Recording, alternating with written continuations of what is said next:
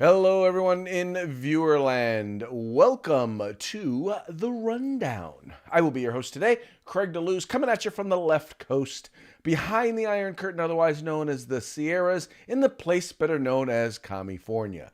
But, as we all know, I do not do this program by myself. No. Welcome and good afternoon, and welcome to the start of the very long weekend, Thanksgiving time. This is officially the end of the week right now. No more working.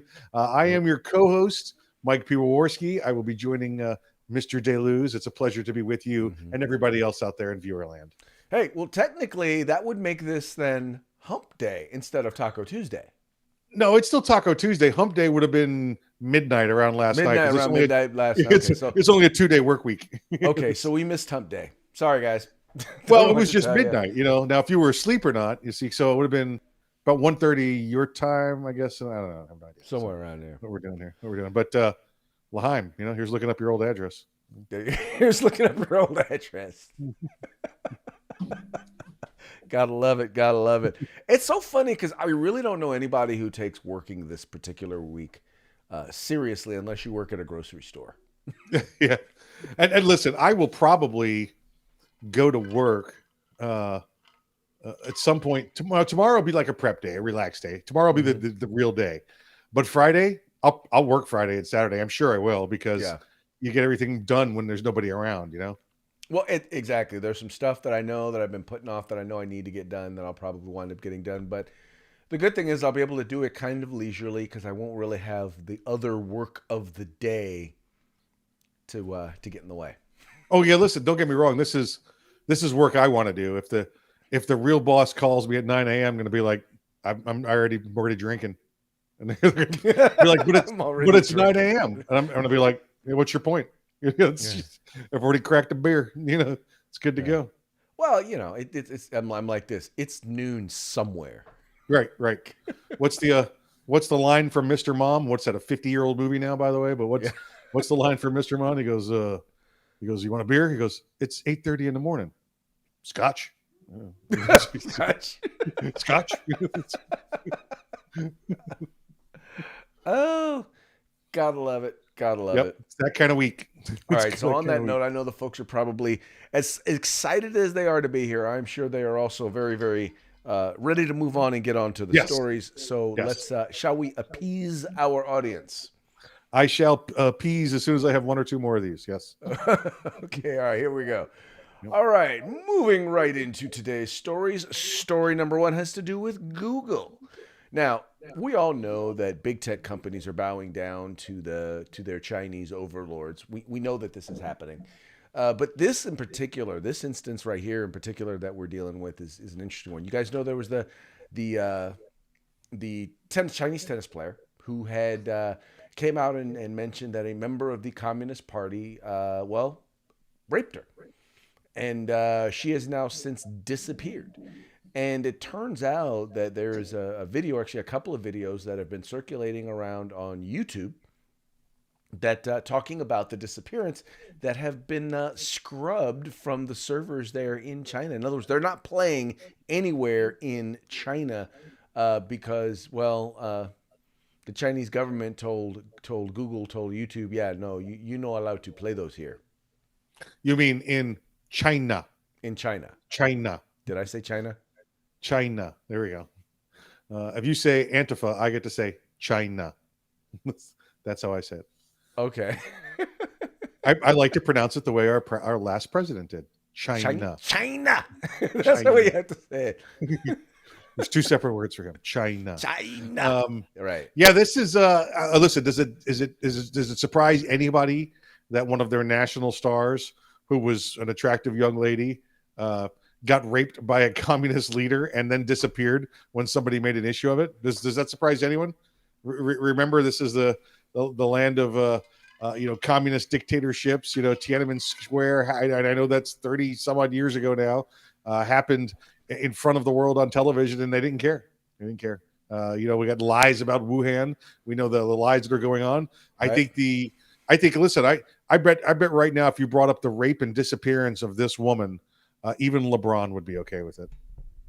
Probably. Well, that's the thing, though. Nobody's talking about it there, and it's the very fact that you have an American company that talks about, oh, we believe in free speech and yada yada yada. First of all, we know they don't believe in free speech. Correct. But we also know that As long as it they're partnering agrees with the their communist- speech, yeah. What'd you say? As long as it agrees with their speech, they believe in it. Exactly. It's free as long as it agrees with the. Yes. Yes. Very true. But yeah, so now they're scrubbing videos there because the China in order to be in China, and that's what people don't understand. Just the sheer number of people that are in China makes their economy so large, and it opens up a lot of doors. And so companies are afraid to piss off the Chinese because if they do, then they wind up, for example, like the Boston Celtics, who get no more games played on TV in China. That's right. Yep. 1.3 billion, folks. 1.3 billion is what you got going over there in China. And that's China proper.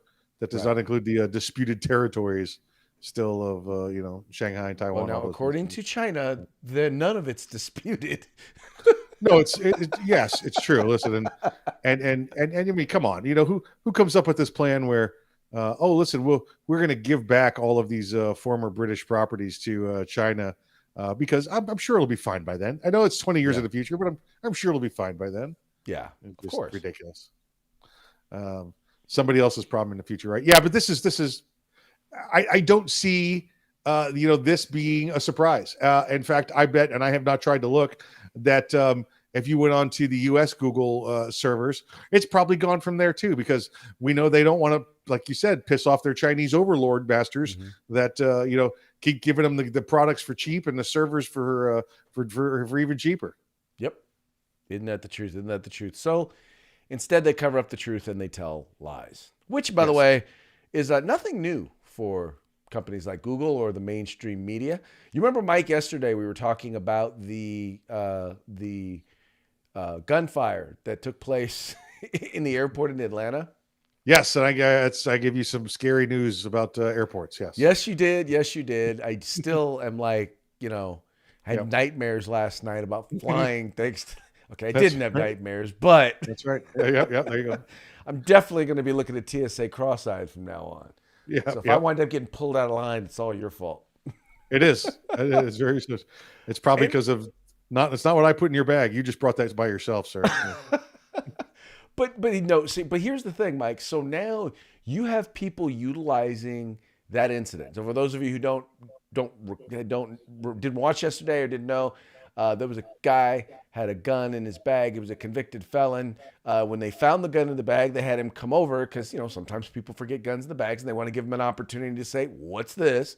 The guy saw the gun, tried to grab it and run out, and got his finger on the trigger and wound up firing the weapon.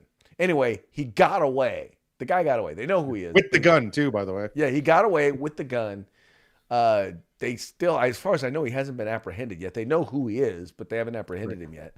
Right. But now you've got people there in Atlanta, there in Georgia, who are blaming the state's new carry law as the reason why this guy got away with this.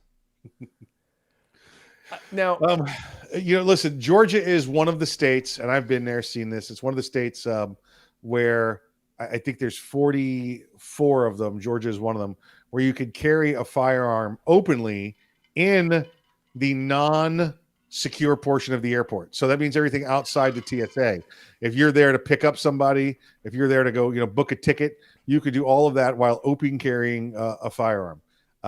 What's lucky is as this butt clown is running out with his gun, is that one of the good fine citizens there in Atlanta at Atlanta Airport, didn't drop him in his tracks. But because he was running and fleeing, they were responsible gun owners. Their lives were no longer in danger. They became good witnesses and watched them go away. I'm sure that's what happened. But to say that, Craig, because the law says if you're lawfully allowed to carry a weapon, you can, is the reason that a convicted felon smuggled a gun into TSA. Well, that makes perfect sense to me. How about you? Well, by definition, he is a convicted felon. Therefore, he is not lawfully carrying a firearm. But because the law changed, he does. He was not lawfully carrying a firearm. I You mean, get this is the argument we hear every yes, time though, Craig, right? every If single we time. have constitutional carry, then it'll be blood in the street because people will be going after each other. Oh, yeah. Who? We're not writing the law that says you're allowed to commit murder. We're not writing a law that says felons can carry There is- guns. We're saying there if is- you're qualified to carry it concealed, Right. now you're qualified to carry it concealed without a license. Well, exactly. It just, but the facts really don't matter to these folks, man. Nope. It is Nope. the ability to, because here's the thing, is that I have to believe one of two things. Either I believe that they are stupid, or I believe they're just lying liars. They've been corrected enough. We have corrected them enough. Their own attorneys have corrected them enough for me to believe that they're not just stupid. They just believe that they can get away with lying, flat out lying. And if you go back and you read Saul Alinsky's Rules for Radicals, or you go back and you read the Communist Manifesto, or you read any of they believe that lying is okay if it gets them the outcome that they want. And that's exactly what they're doing here. They're just flat out lying. We should hire more firemen and put them in charge of the Democrat pants division because it's liar, liar, pants on fire with these guys every day, all day. Every day. Every day. Every day. It is beyond frustrating. Yes. Yeah. This story wasn't a day old, right? Before they Right. came up with the it's blood in the street, gun, because of the new gun laws, because of the new concealed laws. That's why. Right. You get to carry wherever you want. Anyone can carry anything. They can, just like, well, just because Kyle Rittenhouse got off, well, then you know that white supremacists can go around and shoot protesters they don't like. Yeah. Oh, by the way, Kyle Rittenhouse, worst white supremacist ever. Ever. Just say, Ever. I support BLM. I support the movement. Right. Shot two Now, white mind guys. you, Killed he two didn't white guys. have to say that in that interview, by the way. Yeah. He's already off. Yeah. Worst white supremacist ever. It's just- Oh, man. yeah. Anyway, yeah, we could go round and round about all the lies that are now being told about that whole case. But I did see, not to keep us going too much longer off the topic, but Gun Owners of America and our friends there, Gun Owners of America, Eric Pratt and his people, when they saw, like you and I saw, that Kyle did not get his firearm returned to him at the trial. right? Yeah. Well, yesterday they gave him a nice AR. They went, "Here you go, Kyle. This is for you." He got himself one. Uh-huh. St. Kyle of Kenosha. He got himself one. Saint There you go. Kyle of Kenosha. Patron saint. Patron saint. Patron saint of F around and find out. That's what he is. Trying to find out. Exactly. Well, you know what people are finding out now? They're finding out that TikTok, okay, so I don't get the whole idea of doing these TikTok challenges and all of that stuff, but there is now a TikTok challenge where students are supposed to either they act like they're pretending like or faking like they're pulling out a gun, and they're using either their phone or their hand. And you had at one school, 50 kids got suspended from school for doing this TikTok challenge. Now, Did somebody give up their money to their own phone when they watch this? Like, so if I'm watching my phone and somebody comes on the phone and goes, "Ha, tricked you," does that mean I went, "Oh," and I gave my wallet to my phone? I don't get it. How is this anything? How is this anything at all? Unless they skip class to do this. That's about that's all I can think of. Did they all go outside and do this while they're supposed to be taking a test? well, they're getting what it is their argument is that you're scaring the crap out of people, making them thinking that you're pulling a gun in the era of school shootings. Hold on. Are they trying to scare the TikTok viewer, or is this a video of them trying to scare other people? Them trying to scare other people. Oh, okay. Well, you probably shouldn't do that because we've seen, in fact, I believe it was in Tennessee, Craig. Remember a few months ago, they were shooting one of them surprise videos, and Tennessee is a very proud, constitutional carry state now, right? And they came around and pulled the old fake knife out, and this guy pulled out the real gun and dropped the dude. So Yeah. you probably shouldn't be doing nonsense like that when there's people carrying lawfully firearms that are ready to protect themselves. Well, So I don't know that there are people carrying lawful firearms on school grounds. Maybe in Tennessee there may be a staff or staff person or something like that carrying it, but right. it's Oh, not good a point. Good point. wise Okay. thing to do. But Yeah. most of these TikTok challenges are not wise things to do. Like the milk crate challenge. Have you Oh, is seen that those? where that came from? TikTok? I don't know. Yeah, that's kind of a TikTok thing. Yeah. Yes. People do these. People just do. I hate to say this, but people do the dumbest things in order to, I don't know, appease the internet webernet To gods. get their couple of minutes of fame. That's Right. what it is. You know, do whatever And it takes. whatever it takes. There's a reason why there's more than one Jackass movie. Yep, that's right. Because Johnny Knoxville had alimony payments to make. That's why. But yeah, I will be the first one to say that this is not a wise decision to make, but I don't know that it necessarily calls for students getting suspended.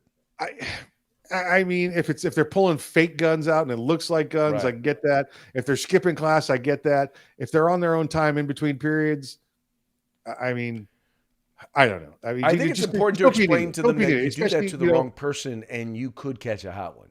exactly right. And there could be somebody there, lawfully carrying. It's out of school. Understand the situation. Read the room. Right? Is that we say? Read the Right. room. Um, Right.